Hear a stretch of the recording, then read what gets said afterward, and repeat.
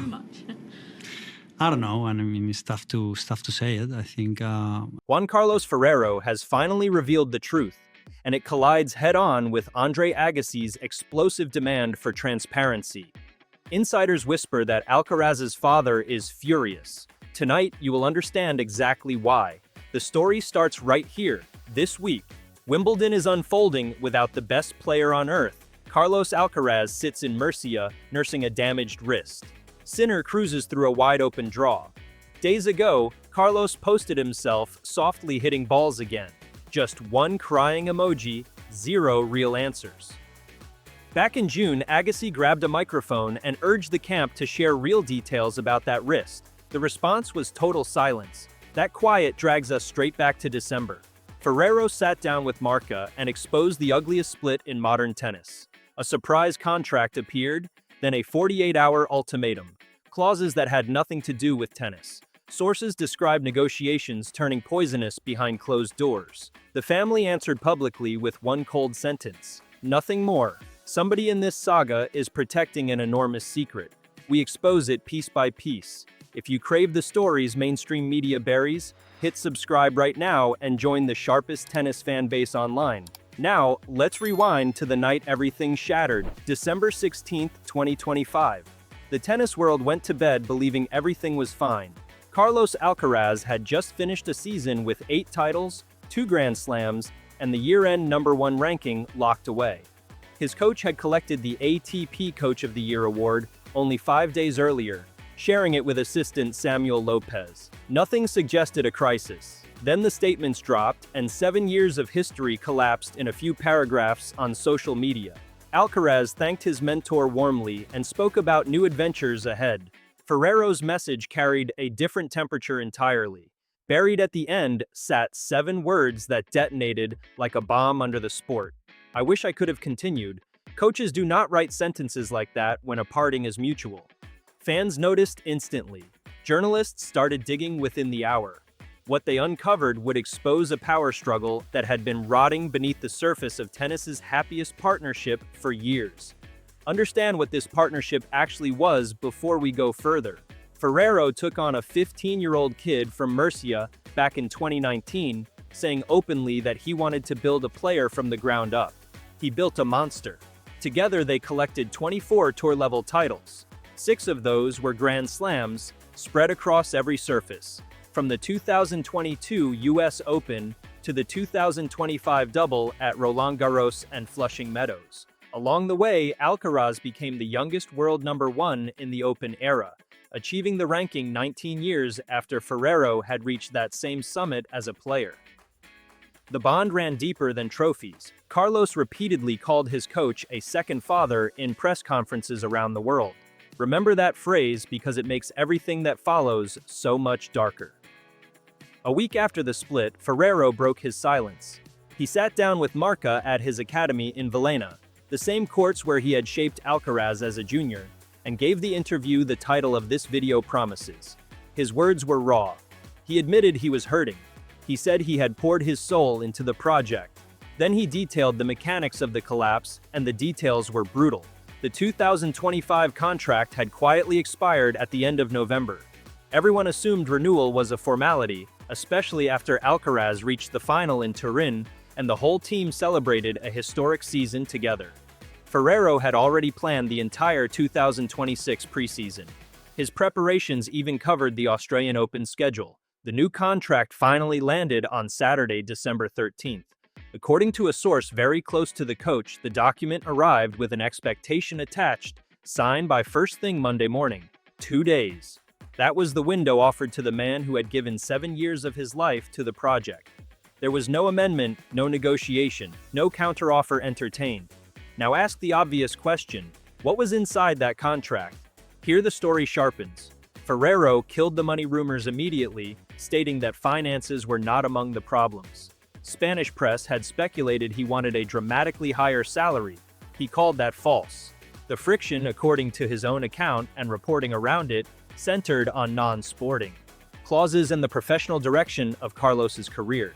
Think about that phrase for a second. Non-sporting clauses.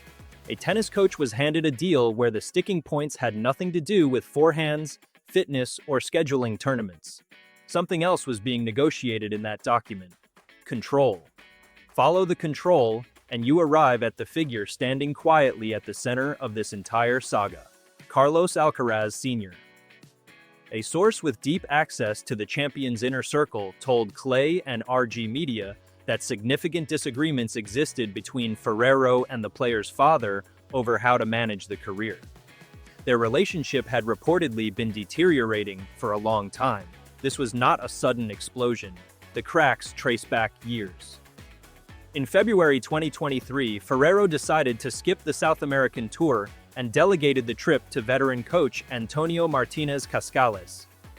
Reporting from Clay describes a heated argument erupting between the coach and the father over that decision.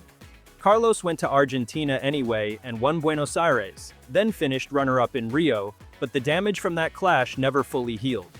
Geography deepened the wound. Ferrero's academy sits in Villena. An hour away in El Palmar stands the Carlos Alcaraz Tennis Academy, a growing project run by the father and actively promoted by the son. As seasons passed, Carlos grew increasingly reluctant to make the drive to Villena, preferring to train at home. Ferrero publicly rejected the idea of a rivalry between the academies and insisted his team were the ones who adapted. Read his careful wording, though, and you can feel the strain underneath every diplomatic sentence. Others close to the situation were far less diplomatic. Fernando Meligeni, the former Roland Garros semi-finalist and a longtime friend of Ferrero, gave an interview that cut straight to the bone.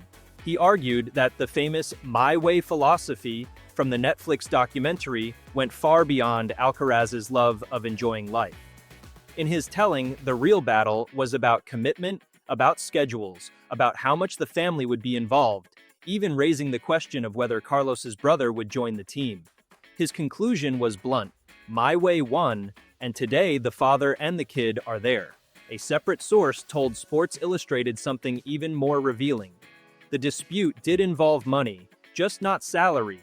It centered on off-court income, exhibitions that sent Carlos crossing oceans during the off-season, photo shoots and corporate appearances that ate into training days.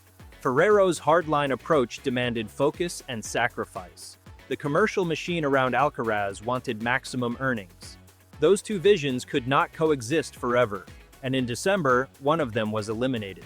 Ferrero himself never attacked the father by name, which somehow makes his account more chilling. He explained that before stepping back from the talks, he asked Carlos directly whether he was aware of everything in the offer. Carlos said yes. From that moment, the coach dealt only with the representatives, concluding that if no agreement came, the player's people would look out for the player while he looked out for himself. Sit with the coldness of that arrangement. A man Carlos called a second father was reduced to negotiating with intermediaries, while the son he raised in tennis stayed silent on the other side of the wall. When the family finally responded to Ferrero's interviews, the reply arrived through the EFE news agency. One sentence: "Everyone is free to express their opinion based on their knowledge. No warmth, no denial, no details." Insiders described tempers running hot behind closed doors during those failed negotiations, yet the public face of the clan remained ice. Tony Nadal, a man who knows something about family and coaching, offered his own verdict on the affair, saying the split was not about tennis. Patrick McEnroe went further on an ESPN call, admitting he was not surprised at all, because in his words, Carlos has got to run the show. So where does Andre Agassi enter this story? Here is the part that will genuinely surprise you, and it is the reason you need to hear this saga from start to finish. Agassi never confronted the family in December. He never phoned Ferrero, never commented on the contract, never exchanged a single public word with Alcaraz Sr. about the split. His demand for transparency arrived 6 months later, aimed at a completely different crisis, and yet it struck the exact same nerve. To understand why, you have to watch what happened between those two moments. Alcaraz walked into the 2026 Australian Open with Lopez promoted to head coach and the entire sport waiting for him to stumble. He later admitted the preseason had been an emotional roller coaster. Instead of collapsing, he produced the tournament of his life. He survived a 5-set war against Alexander Zverev in the longest semi-final Melbourne has ever staged, then faced Novak Djokovic in the final on the 1st of February. Djokovic had never lost an Australian Open final in 10 attempts. He took the opening set and looked immortal. Carlos then dismantled him across the next three, closing it 2-6, 6-2, 6-3, 7-5 in just over 3 hours. At 22 years, 8 months, and 27 days, he became the youngest man in history to complete the career Grand Slam, erasing a record Don Budge had held since 1938. His legs were shaking as he served for it. Rafael Nadal watched from the stands. The kid who had just fired his second father stood alone on top of the sport, and every critic of the December decision went quiet. The silence did not last. On April 12th, Sinner beat him in the Monte Carlo final and reclaimed the #1 ranking. 2 days later, during a first-round victory over Otto Virtanen in Barcelona, something went wrong inside Alcaraz's right wrist. He withdrew from the tournament the next day, calling it a more serious injury than anyone expected. Then Madrid fell. He appeared at the Laureus Awards on April 20th to collect the World Sportsman of the Year trophy wearing a cast on his arm. The diagnosis, as reported, was tenosynovitis, an inflammation of the sheath protecting the wrist tendons, the kind of injury generated by the violent topspin that makes his forehand a weapon. Tennis history treats this injury with fear. Juan Martín del Potro and Dominic Thiem watched their careers unravel from similar problems. On May 19th came the announcement that broke fans' hearts, as Carlos withdrew from Queens and Wimbledon, surrendering the grass season where he had won back-to-back titles. He had already missed Roland Garros, where Zverev capitalized on the chaos to finally win his first major. Throughout all of it, the camp shared almost nothing concrete. Vague posts appeared, lifestyle collages surfaced on Instagram. The precise condition of the wrist stayed locked inside the family circle, exactly like the contract details had 6 months before. Into that vacuum stepped Agassi. Speaking on the Big T podcast, the 8-time major champion addressed whether Alcaraz could return to his previous level. His answer began with hope, but he attached a condition that landed like an accusation. He stressed that it was important for Alcaraz and his team to share some details, precisely to reduce the speculation swirling around the sport. Caution mattered, he argued, and so did honesty about the extent of the damage. Agassi has lived this nightmare personally. In December 1993, at 23, the same age Carlos is right now, he underwent surgery on his own wrist. He had won 1 slam before that operation. He captured 7 more after it, so when he predicted that a properly healed Alcaraz would come back even more vicious, the tennis world listened. The camp's response to his call for openness was the same response Ferrero's interviews received. Nothing. That is the thread connecting every chapter of this story, and it is the real answer behind the title. The fury reported around Alcaraz Sr. in December, and the stonewalling that met Agassi's demand in June, flow from a single source. A family that guards information about its champion the way a bank guards gold. Ferrero collided with that wall and lost his job. Agassi tapped on the same wall and got silence. One asked for a fair negotiation, the other asked for medical honesty, and both discovered that nobody dictates terms to the House of Alcaraz. The final scenes of this chapter are still being written as you watch. Days ago, on the eve of Wimbledon, Carlos posted a video gently striking forehands again, captioned with an emoji of held-back tears. The splint is gone. His team is targeting the North American hard-court swing, with the US Open at the end of August standing as the great objective.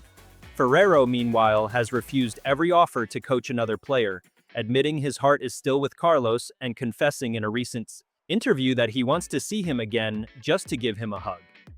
He took a quieter role in January, guiding the mental performance of young Spanish golfer Angel Ayora. Greg Rusedski has publicly predicted the two will reunite before this season ends. Feliciano Lopez called the whole separation hasty and believes Carlos remains privately grateful. Perhaps the story ends with reconciliation in a player's box somewhere. Perhaps the wall stays up forever, and the greatest partnership of this generation remains a cautionary tale about family, money, and control. Either way, the wrist will heal long before the wounds from that December weekend do. If this deep dive gave you a perspective the highlight reels never will, do 3 things right now. Smash the like button so the algorithm stops bearing independent tennis coverage. Drop a comment telling us who you believe deserved better, Ferrero or the Alcaraz family, because that debate is about to catch fire below. Most importantly, hit subscribe and ring the notification bell, since the moment Carlos steps back on a court, or the moment he and Ferrero share a room again, we will be the first channel breaking down what it really means. Thank you for watching, and we will see you in the next one.